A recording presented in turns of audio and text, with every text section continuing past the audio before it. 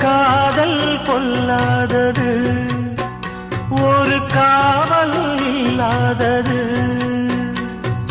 ஊதக்காத்தில் வஞ்சி மாது ஒத்தையிலே வாடும்போது போர்வை போல பொத்தி அணைப்பே.